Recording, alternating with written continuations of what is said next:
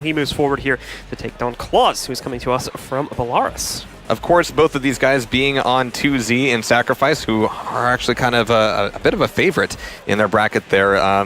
They are going to be dueling against each other, knocking each other out potentially. Well, definitely now here. And I haven't seen them duel each other too much. I'm sure they've practiced together.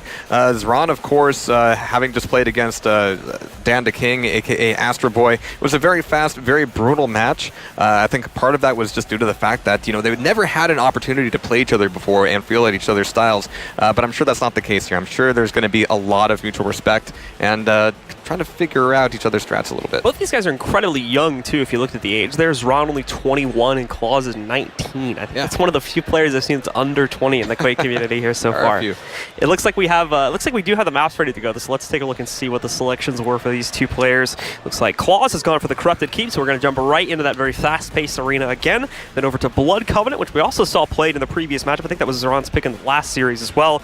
Ruins will also be it. So it's basically it's the same maps as the last series, just the order's reversed a little bit. Same maps, different players. It'll be a different game, I'm sure. Even if the champions are a little bit the same, I think a lot of it will come down to just individual play styles and preferences. And also important note here too, you can see from the hoodies, I believe both of those guys are coming in from the 2Z roster on Sacrifice, so that's another thing. It's just like the Dahong Rafa situation. Both of them probably practicing with each other quite a bit. They probably know each other's strategies. I don't know if we'll see the super fast-paced play from Xron anymore, because he may be a little bit scared to do it, as his opponent might just be expecting that. Certainly these matchups of teammates going off against each other was not intentional. Surely. It's mirror picks so far. We'll have to see if Xron ends up going for the Anarchy 2 or if he goes back to the Ranger. Yep, he'll stick with the Ranger pick, which was the same picks that he was using back in that duel versus Astro Boy, so he's just going to keep the same thing going. Worked for him there, came down pretty close, but that was a very fast-paced fight, so you kind of expect that to be relatively close. Yeah, and again, on Corrupted Keep, it's difficult to make that Ranger play happen super consistently. You have really tight angles on the heavy armor, which makes it kind of difficult.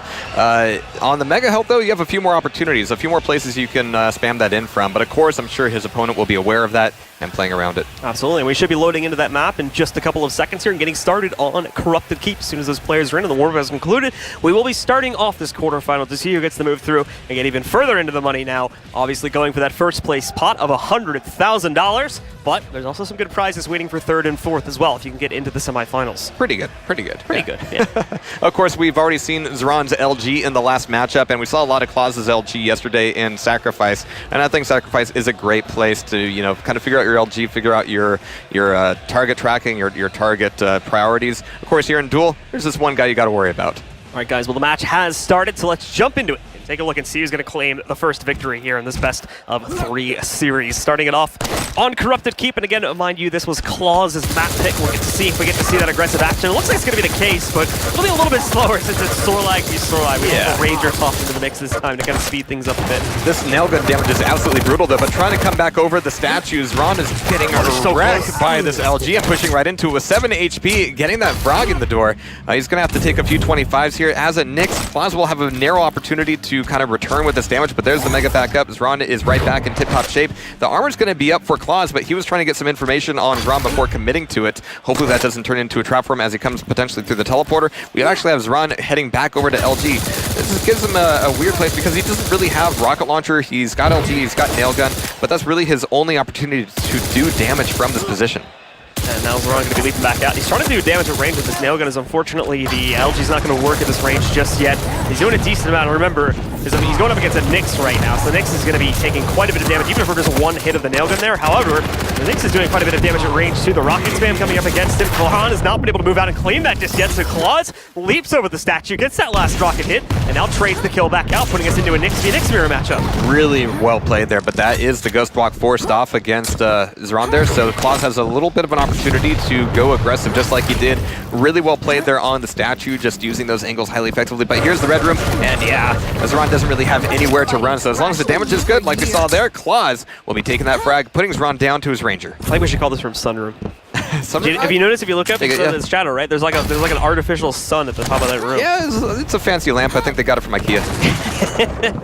So as the fight continues, Xron is going to push back out here, looking to try and shut down Clawz, the second champion. As now he's down to his last one. He doesn't be careful though, because he's on that last champion. He drops this one, he loses the round, and Clawz gets that early advantage to start things off. And after Xron just had that fast-paced match to move right here into the quarterfinals, he doesn't want to find himself knocked out that quickly again here. At least he wants to keep himself in the tournament for another 30 minutes or so. again, the faith in the LG is paying off for them. I mean, it's got to feel so good being here on LAN, where it just doesn't get any better for your LG, for your Rails, for your Rockets. Feels good, man. All right, so round number 1 closing out, and it's Clawz, our new player here into the arena that takes control. Let's see if he can continue that and try to run this up to a straight 3-0 victory, or Xron is now going to look to strike back a little bit. And oh no, he walks right into the Hornet's Nest with a quick turnaround on the super shotgun. Shuts down Xron very quickly and takes early control here. But you'll note, Xron did not spawn with the Sorlag as he's been doing for the last 2 series now. He actually went over to the Nyx first and kind of threw it away, unfortunately. So he is going to be going over to the Sorlag now to try to continue the fight, hopefully keep that in the match for a little bit longer, but no! Again, it's Clawz that dominates it. He's on the run, though. He's only got 23 HP. He's got to go for these 25s really quickly. That Omega health is up. He stays around here for a bit longer to get the armor, too. I'll try to go for the other bubble pickups, but quite a few of them are on respawn still, so he's still relatively low. And with his opponent getting control over that Mega health, he is going to be able to shut him down. Getting out of that room is always so very difficult. I mean, that's going to be Xron down to his Ranger here. You know, being a longtime Quake player, I've always had a strong love for the shotgun, and I just adore the fact that here in Quake Champions, it is so strong, and we saw that there on the rocket launcher spawn. That's going to make this, again, a very quick matchup. I got to shut my mouth a little bit. I thought this was going to slow down a little bit, but both of these guys are playing so intensely. A nice little duck there to get away from that Nyx. Now look at that, Clawz is down to like, what, 2 health, something like that, and he's still pulling out a little bit of ambush and firing. Oh, the rocket goes wide. And we see Xron just whipping around with his own rocket launcher and taking him down. Xron with a beautiful reversal here so far. Started out really far behind his opponent, but has been able to trade these kills back, and now brings it down to a 1v1. And we still have like an infinite amount of time in terms of Quake time here in this series, or in this round right here. We're only at 1.5 minutes into the round here, so there's still another 3.5 minutes before the timer becomes an issue. But even though we're down to the 1v1, the timer's not a problem at all. Next person to get a kill will win this round regardless. All right, so Xron is definitely feeling the danger here and the aggression from Clawz, and it's going to be cutting right into him there as that first, or rather second round is taken by Clawz here. So very clean for him so far. Even with a lot of these messy fights, he tends to come out on top. Yeah, so quick 2-0 start for Clawz here, and that's going to put Xron up against the wall. And we will have to see how exactly this will end up working out for him. Clawz falls back, and we'll have to see now as he starts things off. He gets himself the shotgun spawn, so he goes in, gets a quick pickup on that. He's got nail gun to work with here too, and in a moment, he's finally going to get himself a much bigger weapon to play with here as he goes over, gets the LG. He's getting spammed on by Xron, and Xron will keep with that decision. Despite how poorly it went for them in the beginning of the last round, he is still going to stick with the choice of going for the Nyx off the fresh respawn instead of starting off back on the Sorlag as he was doing back in round 1. The unfortunate thing there is that once you've lost a ton of health in Sorlag, it takes so much time to stack back up, and again, more damage taken out here by Xron. A really good LG and rocket play, so as they potentially meet back here in Mega, that Mega is indeed going to be taken away by Clawz, but Xron's got to back out of here. In fact, he doesn't have quite enough room to evade the fight, and he's going to be going on down. Well, Clawz pushing himself back here now. He's going to try to hop back up and see if he can lock down Xron. Indeed, he jumps right up on top of him. Even the Dire Report's not going to be enough. Locking him out completely there. Perfect spam coming out from the LG. And he secures a second kill now. One more. It's against the Sorlag, but one more. And he's got control, quick control over this first map. Absolutely. So Clawz now coming over the top. We've got rocket launcher being pulled out by him, and with this height advantage, it certainly could go a long way, especially as he's pushing the fight onto Xron here at the armor. But who needs rockets when you got such strong LG? And it is indeed fantastic, or at least good enough to close out that round, close out that map, and GGs are called on Corrupted Keep. So very quick for Clawz there, and we were talking about how, okay, maybe the series is going to slow down a little bit. They play for the same team. Maybe they know each other a little better. No, just throw that thought pattern out as we're right back into this high octane action that we were seeing when he was playing Astro Boy just about 10 minutes ago. But Blood Covenant, almost by design, has to be, at least on paper, a little bit slower. We're going to have to see if it pulls out that way here. Of course, they're going to be having another opportunity to pick up champs. I don't think the actual champs were as huge of a factor there. Of course, it's sort of like Spit coming out against players like Anarchy and Nyx. Always a big deal. Clawz was more than happy to make full use of it there. But again, a lot of really rough and tumble fights. Not a lot of active ability usage coming out in general there, so it was pretty much just into the health pool differentials a lot at the end of the day there. And the interesting decision from Xron as well to kind of save the Sorlag towards the end of it, I can understand that because it gives him room to make those mistakes before going over to his main champion and being able to kind of prioritize on that one, just kind of stay alive and figure out his opponent, what he's trying to do in each separate round, because Clawz was kind of changing up his playstyle there a little bit too. Sometimes he was going right up in the face, sometimes he was hiding back a little bit more, waiting to try and ambush his opponent. So I can kind of understand the thought pattern, but ultimately it never really worked out for him at the end of the day. Still lost those champions very quickly and then never really really came back at the end of the rounds. He might still have a little bit of an itchy trigger finger from his last matchup there. I mean, there were a few moments where he had an opportunity to just kind of stay hidden and stay safe, especially when it was down at like 2 HP. But he just could not resist throwing out a rocket or two. And if it had connected, you know, we might be telling a different story about how amazing that comeback was. But unfortunately, it cost him. Yeah, absolutely. So now, I mean, he's got to focus up here as we're going over to the second matchup. You say it's going to slow down. I don't think it's going to slow down. I don't think so either at this point, yeah. With that same pace, considering the fact that it's now been 2 different series. At the very least, Ron's going to keep with that pace, judging for the way that we've seen things play out so far. He was able to push in there. He did get the first kill in the very first round, so he was the one that initiated with that very aggressive play style, but it was Clawz that kind of came back at the end of the first round and then really took control. We're back into the selections, though. I see no reason why these would be any different than what we saw in the first map, but let's take a look anyway. Not only Mirror Nyx, but Mirror Ruby Nyx. As we also have Ranger and Anarchy picked out here. Clawz is going to be going for Slash, actually. A bit of a change. Definitely helps you kind of keep control of the top of the map and just have a lot of map coverage. So between Slash and Anarchy, we're going to be seeing Clawz all over the place. Is Ron going to get a little bit tankier? Sorlag. Oh, no. Visor getting thrown out there. All right, so some big change-ups apparently. I thought we were going to see pretty much the same lineups there, considering the fast play style, but apparently not. I do like the Visor pick, though. Because there was a lot of times where Xron kind of really lost the position of Clawz, and that active ability, for those, of course, that are newer to Quake Champions and don't know, the active ability is basically a free wall hack for a couple seconds. I think it is going to help him out quite a bit with trying to lock down his opponent a little bit more and figure out his pathing throughout the course of this very much larger map overall. And again, like in Corrupted Keep, we didn't see too much use of the Nyx Ghost Walk to be all that aggressive, but with the Visor in play, it's going to be even harder to do that. A lot of it will come down to where you bring that that champion into play. Visor does have a bit of a stack, though, so again, he's going to have a bit of a meatier lineup than his opponent there. He's got a lot of speed, too, the Visor, as well, if you can stack it up. I think he's the only champion without a speed cap in the game, if I recall correctly. Doesn't have the air control, but he doesn't have a speed cap either, so as long as he can kind of make those really wide corners, he's going to be able to be incredibly fast and agile. Absolutely. So you got to watch out for that one. As we were seeing a lot of that in the last series too, from Xron himself, especially on the Sorlag. So I think he's going to try to use that on the Visor if he can, especially through the rocket jumps, which we saw a lot of rocket jumping on this map in the last series. No reason why we wouldn't see it again. Let's get into it though, folks. Our second map here on Blood Covenant. If we do see Clawz take control, then he's going to push forward into the semifinals. If Xron can take it though, it goes to map 3 to decide this. All right, so we have Clawz being forced into the defensive Ghost Walk, thinking about turning it back around, but it's actually Xron who turns around and dishes out the LG to make this a 20-second frag, which certainly can happen here in Quake Champions, and I think we're going to be seeing more of it as Ron is going to be able to stack back up. He's looking for a play through the teleporter, maybe even a rail angle. He doesn't have a rocket launcher yet, just finally getting that grab, but actually I'm not sure what weapons Clawz would have other than, well, he's got LG, he's probably also got rail, but he's going to be coming right back up into that armor.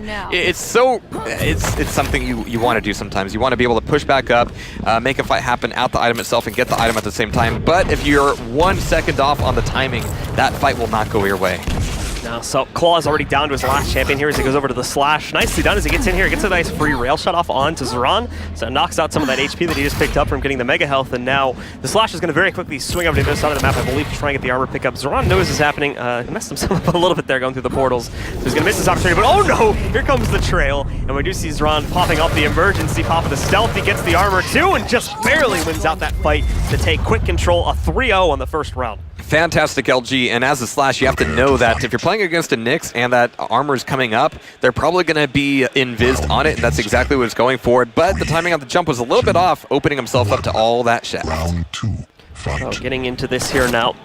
We'll see if Clawz can bounce back a little bit here after he drops the first round in pretty quick fashion. Seemed like it was all Xron there. There's no responses coming up from Clawz at all, but we saw this in the last series too. Very one-sided rounds, and they were happening quite a bit, so it's not going to be too surprising if Clawz shows up now and turns this map back around. Well, dropping down to the bottom, I do like the opportunities that Xron will have here for a bit of an ambush kill. He's being pretty loud about it, just focusing on speed and map coverage as opposed to trying to trap and ambush his opponent. But he's finally gotten a little bit of information on Clawz's position. It's going to be that heavy armor. He's still 8 seconds behind here, and in fact, it's a huge item difference between these two items right off the bat. So this is an opportunity, if the round does go on for a little bit longer, for Xron to do some real control here. Clawz specifically is going to be kind is playing a lot. I mean, this is the most passive we've seen either of these players be so far in this series, just as a side note. But that's going to change pretty quickly as Clawz comes launching in. He knows the Nyx is somewhere nearby, so he's actually going to get pretty creative with the stealth pop. I thought he maybe would have followed it through and jumped to the other side just to try and stay close quarters, but apparently not. He's okay with taking a long-range fight, and even without the scope there, hits that one right from the other side of the room. Does stand still, but he's able to just barely dodge that other shot coming out from Clawz. He has Xron on the run. He's very low, but he's already recovered that HP, as he did give Xron some room to breathe there. I mean, Clawz was down to reliable health as well, so they're going to be trading items a little bit here. We have 12 seconds before this Mega comes back up, and that would be giving one of these Nyxes a huge edge. I think this is so far, you're right, the slowest game we've seen between them. I'm like, a minute and 30 seconds have elapsed without a frag? What is this game? It's the most normal round we've seen played so far in this series. As though they are going to go at each other. Clawz hitting another great rail shot. It's going to put Xron into a very bad spot. He saw that stealth pop. He just had to figure out where exactly that Nyx ended up going. He's kind of lost it. Oh, he found her again. Hold on. He's trying to chase it back into mid. Oh, no, he thinks that little mystery there, thinking that she went back into the portals was going to cost him the kill there. Xron's going to be allowed to escape. Takes him a minute, but he is able to get out of dodge there and save himself. But he hasn't recovered any health just yet. There's still 5 seconds till the Mega health comes back up. And Clawz is just going to come right back in here and pick it up for himself, too. So Xron hasn't accomplished a whole lot. And even that rail shot, all it does is give him away. Clawz, great job. He dodges that. Yeah, good opportunity on the rail, and just a pity that it whiffed, but now Clawz is trying to push in, but really good use of the Ghost Walk as he's going up the jump pad. Like, yeah, I know you're going to be up there, but you're not going to be railing me in midair at the very least. So Clawz taking away just a little bit of armor. He can absorb exactly one rail. Xron right back into the same position. We've got heavy armor coming back up 8 seconds before Mega comes in, and if Clawz can catch Xron down at the bottom of pillars, that would certainly be helpful, but he's taking a little bit of a longer route. Oh, actually, it looks like Clawz is going to be down below, and he's got to realize as soon as he sees his opponent there that, yeah, this Mega is all mine. Clawz specifically, messes up his momentum there a little bit with that jump. Hits the, whatever that is on the top. I don't even know what you've described that as. The spiked pillar coming down from the top of the ceiling there will end up messing up his momentum a bit, but it's not for too long. Then he gets right back into the thick of things and trying to lock down Xron, but Xron is just keeps trying to reposition himself here and get a better right to initiate against Clawz, but he can never find it. Clawz always locking him down is the problem, but never getting it to a point where he can actually fight Xron. That's the thing. Clawz isn't completely locked him down yet. Now he's going to bounce him though. There's the stealth pop. Clawz pops it right after. He's going to try to chase, but chases the wrong way. Sees the rail shot though, so now knows the general direction that Xron is going, but once again, Xron successfully evades Clawz, gets out of dodge, and prevents that death. They're both still so weak, still so low here. I mean, this Mega's going to help out Xron, it looks like, for a little bit, but it certainly won't be lasting very long as Clawz is looking for these rail opportunities. Of course, when both of them pop that Ghost Walk at the same time, it's, you know, you have zero information about where your opponent is going, and it could turn into you both going completely opposite directions or running the same direction. So it's always a little bit risky, something I'm not very comfortable myself with. But Clawz is going to be stacking back up here on as much armor as he can. 6 seconds to Mega. He's throwing out a rocket to tell Xron, yeah, I'm back here. Let me see if you can throw out a rail hit. And so far, Xron has had the right idea on a lot of these rail angles, but the hits are not coming his way. And now leaping back in, he should have been able to spot that rocket into the corner, but didn't actually see it, so leaping into this fight did great damage to Xron. Needs to chase this down, though. He popped the stealth really for no reason, knows where Xron is. Keep in mind the timer aspect of things here, too, now. This is the first time we really have to mention this, but in this series, anyway. But again, we're going over the 4-minute mark, and no one's been able to get a kill just yet, so whoever kills their Nyx first is probably going to end up winning this round, unless we see a really quick refrag. Well, we hear a rocket splash. That means that Xron is not back over at the Mega side of the map. We still have Clawz taking a pretty long route to get there, so he's going to be getting there just after the pickup is made. But there's a rail, and Mega or no Mega, that doesn't really help you out too much when you're Nyx. So Clawz now looking for that last one to nail it in, and he might actually have an opportunity here. Ghost Walk is popped, and he's actually on the chase a little bit there, and he's made the wall jump very nicely. He's got nowhere to run. He tries to juke up the wall, and that nearly works out for him, but the splash damage is just strong enough. So with 2 seconds left, that overtime will mean that Clawz has taken the round. Good attempt at a jump up there to try and get out of the way, or at least get out of hindsight of the rocket, but just a little bit too short, and the health pool was very low. I mean, Xron was on the run for Clawz for like 2 to 3 minutes, let's be completely honest here. Clawz had great control over that series the entire time. Just unfortunate for Xron that he was never really able to turn that back around. So getting back into it here into round 3 now, the series tied, or the map tied, excuse me, at 1-1. The series is in Clawz's favor currently at 1-0. All right, but the blind picks here for the initial champions are still turning into Nyx v Nyx, but there's an opening rail for Clawz. He doesn't have an LG, doesn't have a rocket launcher, he doesn't even have a nail gun in order to finish off that damage, but now with a rocket launcher in hand, he's trying to close the gap, looking for that drive-by rail, doesn't quite get it. And look at this, we just have Xron just diving into a rail like, yeah, I'm gonna get this, and you're not gonna hit me. And now trying to find him in the middle of the open there. Not going to happen. Clawz getting hit too, but still staying in that fight despite being one-shottable by the rail. He'll now fall back as we have these spawns coming up at the same time. Clawz is going to pick that up. Only about a 2-second split here still, so not really stealable at this point. Absolutely not, but Clawz still looking for these drive-by rails and actually coming up the jump pad. He might have an opportunity for one. He at least saw Xron crossing over to the other side. It's going to be a while before anything comes back up, so this is just an opportunity for damage. Now they are both about to have their Ghost Walk up, and it's actually going to be Xron maybe having to use it as Clawz is closing the distance here and looking for the follow. There it is, and not quite there. Oh, actually, can they see each other now? I saw a model. Wait, what's that up? just for me? I don't know if, I mean, it was discussed having Nyx be able to see other Nyxes while they're both Ghost Walked. I don't believe they put that in yet. I think that was just, I think the dev said they were going to do that. I don't know if they actually put that in just yet, though. All right. But it looked like pretty good tracking there. So Clawz, actually, speaking of tracking, has completely lost track of Xron here. We've only got 62 health for him now as he's looking for this armor, but it's going to be a while before it comes back up. We've actually got Xron in a great position to throw out the rails into LG, and the damage is done. One more rail would do it. Make that for both of them here. It's so dangerous, but there's the aggression coming out of Clawz, forcing the Ghost Walk, and there's the timing on Clawz's, but he's actually saving it. He's got himself in a position where he's not forced to use it. Xron just barely staying alive right now. 23 HP. I'm sure if Clawz gets close enough, he'd pop that off, but Xron now having to fall back and recovering little bit by bit on his health pool there. Only up to 50 HP, but pushing back in, and there we go, leaping in. He's got so much momentum too, so it's so hard for Xron to hit a shot there. So there's that first kill coming out from Clawz. He's got the advantage. Still a lot more time to go in this round though, so there is still chances for Xron to come back. However, Clawz is going to keep the heat on. Despite him going up against the higher HP champion, he's not going to fall back, get this health pickup, try to finish it off at range. Going up against the nail guns, he's got to be a little bit careful. Two of those will finish him off, and eventually does decide to kind of fade away from this one. He'll go for the mega health pickup and then look to re-engage. Probably grabs that small armor down below too. Yeah, that was incredibly risky. I mean, he went into that Ghost Walk with 20 HP. He came out of it after taking a nail at 30. So yeah, you're right. A couple more nails would have done him in. But Clawz, barely getting out of there alive, is able to recover pretty nicely on a couple small armors and a mega. I mean, when you're up against a ranger, I mean, the tone definitely does change, especially when you're in danger of that dire orb. But Clawz dropping down here. Actually, no, he's going to be using a nice little wall jump to keep some height advantage. Just barely missing Xron as he's crossing over to rocket launcher. And also missing the timing for the heavy armor. Not good for Clawz, especially since that leaves Mega up. And it's just going to be a free Christmas present here for Xron. Yeah, Clawz jumping back down here, puts his opponent into a corner. And now, with that stealth pop, he's going to let Clawz just barely escape this situation here. Xron starting to get a little bit of an edge. He not only just stole the mega health, but I believe he's on route to grab the armor too in a second. Just splitting the timers up a little bit more before he picks that up, and now he's going to dive back in. They only have about a 10-second split on each other. All right, but there's a nice little rocket jump from Xron to cross over to Railgun. Clawz is going to be staying where he's at just for the moment. This is going to cut him out of the fight for Mega, but he's still looking for these opportune angles on the rail. Not quite hitting it, however. He was doing a little bit of a back and forth dance, and I think that might have cost him, but there's two solid rails now, and he's on the chase. This could be it. There's the LG to finish off Xron's Ranger, putting him on that visor, and for the first time here, we are seeing the potential for that counter ability. Yeah, Clawz with a good lead here now, only with a minute left in the round too, so Xron's got to get one kill every 30 seconds essentially. He does have Clawz pushed into a corner on this on his Nyx, however, chooses not to pursue that kill right there. Not sure if he just didn't have the weapons to chase it, but regardless, he goes back. He takes control of the full armor pickup there, but Clawz is still going to have the mega. That mega is certainly going to help out a lot. I mean, just a little bit of buffer when your Nyx goes is really handy to have, but it's going to be a close range fight. Rockets on rockets. There's the bounce. There's the lock.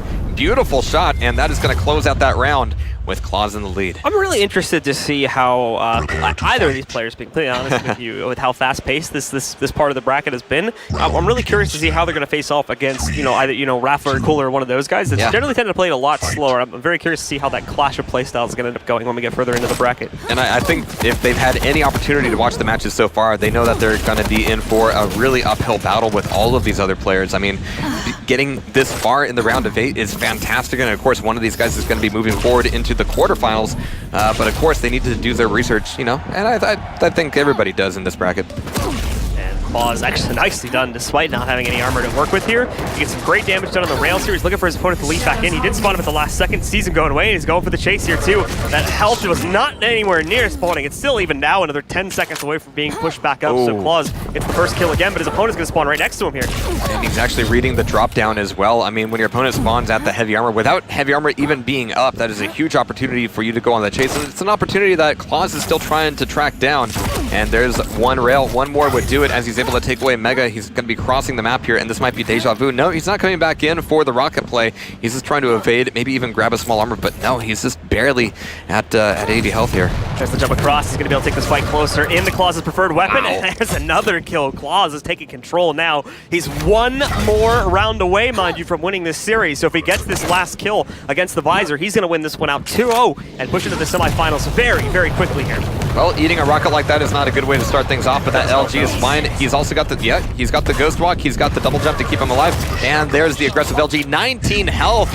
This guy has 0 fear, but he does have a few more bucks as he's moving forward in the bracket. So some great stuff from Clawz there as he will take control of this one. Quick 2-0 for him. He'll push through, knock out his teammate in the round of 8, and earn himself a slot in the semifinals where, if I remember the brackets correctly, I believe he is going to be going up against either Dehang or Rafa, pending the result of that match. No biggie. No, not at all. That's going to be fantastic stuff, and of course we saw some really frantic, brutal play out of him.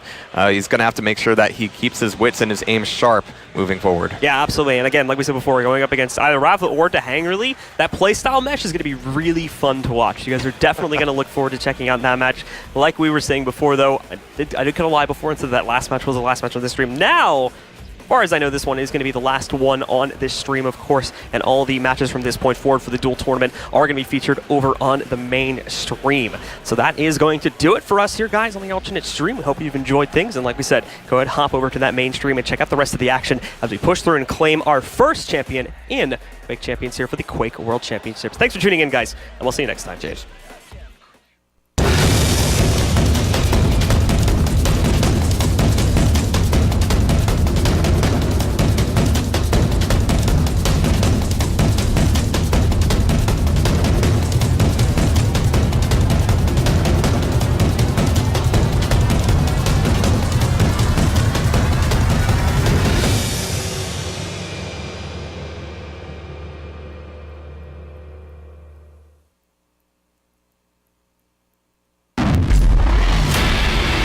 The biggest Quakecon ever. $1 million is on the line.